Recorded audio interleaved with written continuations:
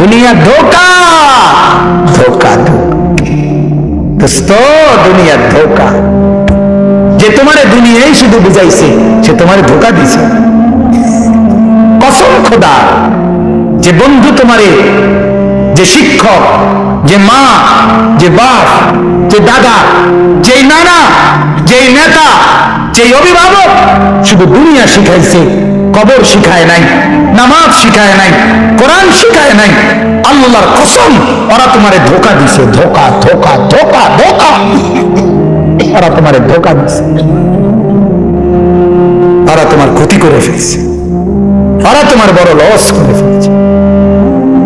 আমার বাপ আমারে আখিরাত মনে করাই দিছে, আমার বাপ আমাকে কোরআন শিখাই দিছে। বাপেও লাভ হয়েছে, আমারও লাভ হয়েছে। আমি বললে আমারও লাভ হয়, আমার আব্বার কবরও সব যায়।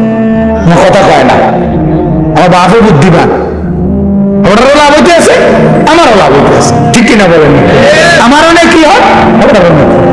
আব্বা মরার পরে আমরা ভাতও খাইতে আছি, ঠিক না? কিন্তু আমার আব্বা ইন্তেকাল করছে 5 বছর আগে। এই গত 5 বছরে বাচ্চা ছেলেটি দিয়ে গেছে বলে আল্লাহ আমারে চালাইছে না, আল্লাহ সামনে চালাবে না। হ্যাঁ, আর ভাত 2 বেলা না খেলে কি হয়েছে? অসুবিধা কি? এই জন্য আমার বাপ যে কয়জনই আছেন, আমার কোনো পেরেশানি নাই, এতে কম বেশি নিয়ে কথা না।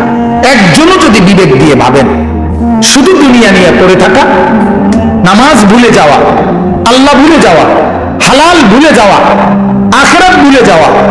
বিবি নামাজ পড়ে না, আপনার কোনো আফসোস নাই।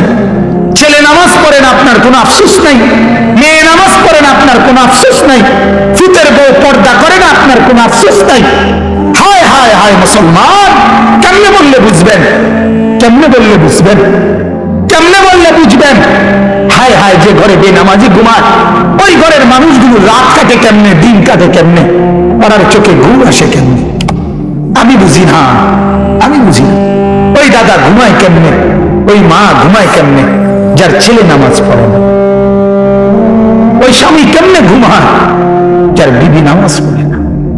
আহা, হায়, কেমন কথা এটা মিয়া? এক মুসলমান আমরা, বছরের পর বছর আপনার ঘর থেকে আপনার উপযুক্ত ছেলেটা ফজরের নামাজ পড়ে না। হ্যাঁ, আপনার বিবি ফজরের নামাজ পড়ে না, ছেলের বউ ফজরের নামাজ পড়ে না। সবগুলো রুমের মধ্যে টেলিভিশন চলতেছে, ছেলেগুলোর হাতে মোবাইল, রাতের 2টা পর্যন্ত উলঙ্গ ছবি দেখে, অশ্লীল ছবি দেখে, চেহারা সুরত জঙ্গলি জানোয়ারের মতো, মাথার চুল এলোমেলো, খাড়াইয়া মতে না, বইয়া মতে না, সিপ্তিয়া মতে, কোনো খোঁজ খবর নাই, মুখটা ফানিও লয় না, কিচ্ছু না, যারা দিয়ে হাঁটা ধরে। আরে কি বেকুবি, আমি কথা কর না, এত পাগলামি কেমনে করে? কি করে? হ্যাঁ, এত পাগলামি করে কেমনে? আপনি করেন আল্লাহ না না, আপনি এগুলো হতাশ হওয়ার জন্য বলতেছি না, মনে করাবার জন্য। এ কথা কইেন না, সাবধান, হতাশ হবেন না। লাখ লাখ যুবক বদলাইতেছে। মুসলমান, হতাশ হওয়ার কিছু নেই। প্রতিদিন ছেলেরা আলহামদুলিল্লাহ বদলায়। আমার কাছে এই খবরও আছে, আমরা ঘাবড়াই না, বলতেছি শুধু মনে করাবার জন্য, তারে দূরে সরাবার জন্য। তারে দূরে সরাই কথা, নিরাশ হইতে পারবেন না। 950 বছর বলার পরেও নূহ নবী আগে বলে নাই যে আল্লাহ আমি আর থাকতেছি না। কথা বোঝেন নাই? নূহ নবী এ কথা বলে নাই, আল্লাহ বলছে আল্লাহ না, নৌকা বানাও, বিষয়টা আমি দেখতে আছি, বাকি না। কে বলছে? কিন্তু উনি ওনার দায়িত্ব কি পালন করে গেছে। কাজে আপনি বলে থাকেন, দোয়া করতে থাকেন, মেহনত করতে থাকেন। আসতে 10 বার না কইতেই আমরা হয়তো না, তোর মতো অযাত্রী দিয়া এই হারামির দিয়ে আর হইতো না। আপনার এই সিদ্ধান্ত দিতে কে গেল? আমরা কোন কথার উপরে রেজুলেশন করলেন? কথা বুঝেন নাই আপনি? সাবধান, নিরাশ হওয়া যাবে না। এরা মুসলমান যুবক, এদের মা মুসলমান, এদের বাবা মুসলমান, এদেরকে বুকে জড়াইয়া বলা দরকার, বাপ তোর জন্মের পরে তোর আজান শুনাইছে, গান না। জন্মের পরে তোরে আল্লাহর নাম শুনাইছে, গান না, গান না। ওদেরকে মনে করে দেয়, অনেক ছেলে পেলে ভুলে গেছে ভাইয়া, ভুলে গেছে, অনেক দিন হয়ে গেছে, ভুলে গেছে আল্লাহকে, আখিরাত ভুলে গেছে, মোবাইল ভুলায় গেছে, নর্তকীর ছবি ভুলায় দিছে, নারীর লোভ ভুলায় দিছে, সম্পদের লোভ ভুলায় দিছে, ক্ষমতার লোভ ভুলায় দিছে, পদের লোভ ভুলায় দিছে। আল্লাহ আমাদেরকে মাফ করে দেন, আল্লাহ আমাদের সবাইকে কবুল করেন। আজকের এই মজমা আল্লাহ কবুল করেন। যতজন যতভাবে ইন্তজামে সহযোগিতা করেছে আল্লাহ ভরপুর বরকত দেন। যে কয়েকজন যুবক ভাই বসছেন, আপনাদের কাছে অনুরোধ ভাইয়া, যার যে কয় ওয়াক্ত নামাজ ছুটে গেছে আল্লাহর কাছে তওবা করেন, মাফ চান। দেখবেন উনি খুব ভালো, ওনার মতো ভালো হয় না। উনি 90 বছর পরেও মাফ চাইলে শুধু চোখের পানি দেখলে হবে মাফ করে। উনি শুধু চোখের পানি বুঝ পাইলে মাফ করুন। এই জন্য হতাশ না হওয়া, নামাজ আবার ধরেন, ফজরের নামাজ পড়েন, বিবিকে আদর করে বলেন, বিবিকে আদর করে বলেন, আরে বিবিকে বুকে জড়ায় ধরে বলেন, চলো দুনিয়া একসাথে ভালোবেসে আসি, চলো দুজনে একসাথে আমল করে জান্নাতি হই, দুনিয়াও সুন্দর হইল, জান্নাতও একসাথে থাকলাম, কি মজা হলো। এটা বলেন না বিবিকে, ছেলেকে বলেন না, আব্বা চলো না দুজনেই নামাজ পড়ি, বাবা তোমারও ভালো হবে আমারও ভালো হবে, একসাথে জান্নাতে থাকবো, কি মজা হবে। বলো, বলবেন তো ইনশাআল্লাহ, চেষ্টা করবেন তো ইনশাআল্লাহ। আল্লাহ আমাদেরকে তৌফিক দান করেন, আল্লাহ কবুল করেন। সুবহানাল্লাহি ওয়া বিহামদিহি, সুবহানাকাল্লাহুম্মা ওয়া বিহামদিকা, আশহাদু আন লা ইলাহা ইল্লা আনতা, আস্তাগফিরুকা ওয়া আতুবু ইলাইক। اللهم أنت السلام ومنك السلام، تباركت يا ذا الجلال والإكرام، يا أرحم الراحمين، يا أرحم الراحمين، يا أرحم الراحمين. ربنا ظلمنا أنفسنا وإن لم تغفر لنا وترحمنا لنكونن من الخاسرين. ربنا آتنا في الدنيا حسنة وفي الآخرة حسنة وقنا عذاب النار. اللهم أعنا على ذكرك وشكرك وحسن عبادتك. اللهم ارحمنا بترك المعاصي ولا تشقنا بمعصيتك. ربنا وآتنا ما وعدتنا على رسلك ولا تخزنا يوم القيامة إنك لا تخلف الميعاد. ربنا اصرف عنا عذاب جهنم إن عذابها كان غراما إنها ساءت مستقرا ومقاما. رب ارحمهما كما ربياني صغيرا. আয় আল্লাহ আপনি মাফ করে দেন, মাওলায়ে করিম আপনি মাফ করে দেন, রব্বুল আলামিন আপনি মাফ করে দেন। আয় আল্লাহ আমরা অল্প কয়েকজন, আল্লাহ আপনার লাখো কোটি বান্দা ঘুমায় গেছে, চতুর্দিক ঠান্ডা হয়ে গেছে, চারিদিকে নীরবতা। মাওলা তাকায় দেখেন মাওলা, একদম অল্প কয়েকজন, একদম অল্প কয়েকজন। আমাদের বড় ভয় হয় মাওলা, এই জন্য ঘুমাইতেও তো চাই না মাওলা। চোখ যদি আর না মেলে, ঘুম যদি আর না ভাঙে, এত গুনাহ নিয়ে কবরে কেমনে যাবো? তাই এত গুনাহ নিয়ে হাসরের ময়দানে দাঁড়াবো কেমনে?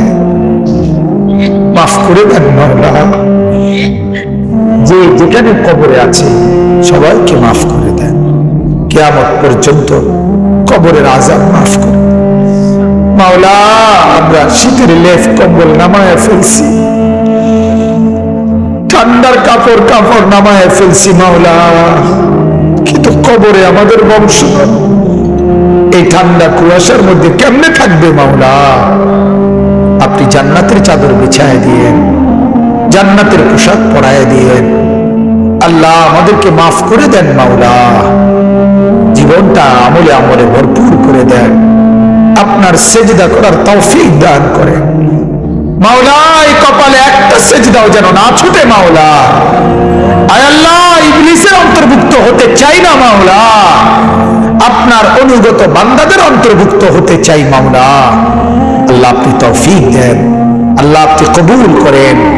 যত যুবক ভাই আল্লাহ প্রত্যেকের কপাল জমিনে আপনার সেজদার জন্য লাগাই দেন মাওলা। মুরব্বীদেরকে জিকির তাসবিহ বেশি বেশি করার তৌফিক দেন, মা বোনদেরকে পর্দাওয়ালা বানায় দেন। এই মাহফিল কানা কবুল করে নেন। শহরে বন্দরে গ্রামে গঞ্জে দেশে বিদেশে যে যেভাবে সহযোগিতা করেছে সবাইকে খায়ের বরকত দান করেন, কামিয়াব করেন মাওলা। প্রত্যেকের নেক মাকসাদ পূরণ করে দেন আল্লাহ। মাহফিলের প্রতি ফোঁটা মেহনত আপনি কবুল করে নেন। এই মাহফিল খানা আজ 11তম, আল্লাহ সামনের দিনেও কিয়ামত পর্যন্ত কায়েম দায়েম করে দেন আল্লাহ। আল্লাহ আমাদের সবাইকে কবুল করে নেন। যত বয়ান যত নসিহত হয়েছে আমাকেই আমল করার তৌফিক দেন মাওলা, আমাকেই প্রথম আমল করার তৌফিক দেন আল্লাহ। আমাদের সবাইকে কবুল করেন, মা বোনদেরকে পর্দা পুশিদাওয়ালা জিন্দেগি দান করেন। রব্বির হামহুমা কামা রব্বায়ানি সগীরা। সাল্লাল্লাহু তাআলা আলা খায়রি খালকিহি মুহাম্মাদিন ওয়া আলিহি ওয়া আসহাবিহি আজমাইন। সুবহান রাব্বিকা রাব্বিল ইজ্জাতি আম্মা ইয়াসিফুন ওয়া সালামুন আলাল মুরসালিন ওয়ালহামদুলিল্লাহি। হাদিসের মধ্যে আছে বাপ, আল্লাহর নবী বলছে যখনই জমিনে কোনো বান্দা নাফরমানি করে তখন ওই জমিনের ওই বান্দার পায়ের নিচের মাটিটা জমিনটা আল্লাহর কাছে আবেদন করে, আল্লাহ আল্লাহ আমার একটু সুযোগ দাও, আমি একটা শুধু গড় দেবো, আমার নিচের মাটিটা উপরে উঠাবো, উপরের মাটি নিচে নামাবো। শুধু ওই লোকটা যেরকম বিছনায় এপাশ ওপাশ করে আমি আমার জমিনটাকে একটু এপাশ ওপাশ করবো, আমার নিচের মাটি তুলবো, উপরের মাটি নিচে নামাবো। আল্লাহ এরে মিয়া আমি শুধু একটা উল্টানি দিতে চাই, তুমি আমার অনুমতি দাও। রব্বুল আলামিন তখন বলে ওই জমিনকে, না তুই এমন করিস না, ও যে আমার বান্দা, ওরে না আমি বানাইছি, ওরে আমি বানাইছি। এই জমিন আমি কায়নাত আমার হুকুম দিয়ে বানাইছি, আর ওরে আমি হাত দিয়ে বানাইছি, আমার হাতে বানাইছি। ওর নাক আমি লাগাইছি, ওর চোখ আমি লাগিয়েছি, ওর কান আমি লাগিয়েছি, ওর হাত আমি লাগাইছি। আরে আমি সেই মাওলা যে মাওলা কুন বললে ফায়াকুন, যে মাওলা ভ বললে হয়ে যায়। ওরে বানাইতে এভাবে করি নাই, 9 মাস পরে ওর মায়ের পেটে রাইখা আমি নিজের হাতে ড্রয়িং করছি, নিজের হাতে। একবার নাক লাগাইয়া 100 বার দেখছি, ঠিক মতো হয়েছে নি। একবার চোখ লাগাইয়া 20 বার দেখছি, ঠিক মতো হয়েছে নি।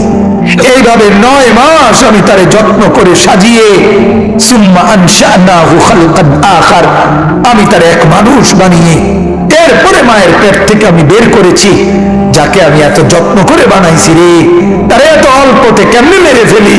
না তুই একটু ক্ষান্ত হ, দেখি না ও তওবা করে কিনা, ও ফিরে আসে কিনা, দেখি না।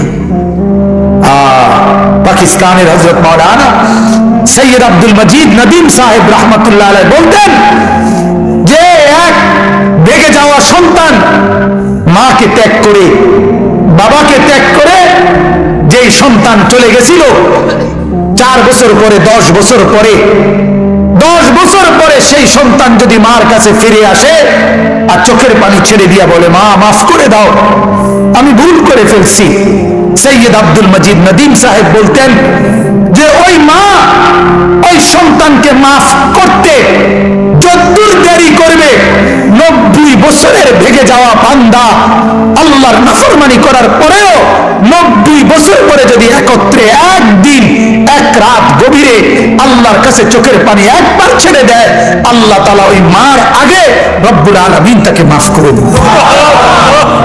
এমন যিনি, তার নাম আল্লাহ। যুবক তুই তোকে চিনলি না। হায় হায়, তামসাটাকে জিন্দিগি মনে করলা। এক প্লেট বিরিয়ানি দিবে, এক প্লেট খিচুড়ি দিবে, 2টা জিলাপি দিবে, এর জন্য জিন্দিগিটাকে কামিয়াবি বানাইলা। এটা কি মনে করলা সফলতা?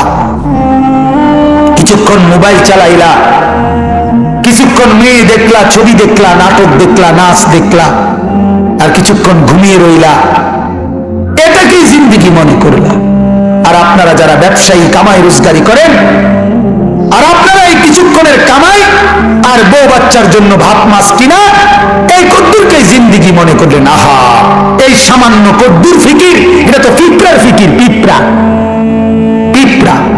আমাদের বাংলাদেশের একজন শ্রেষ্ঠতম আলেমে দ্বীন, গবেষক আলেম ডক্টর আফম খালিদ হুসাইন, অনেক বড় মাপের আলেম এবং জ্ঞানী গবেষক, উনি বলছেন এক পিঁপড়া সামান্যটুকু খাবার খায়, হ্যাঁ, কিন্তু এরপরও সে জমা করে রাখে।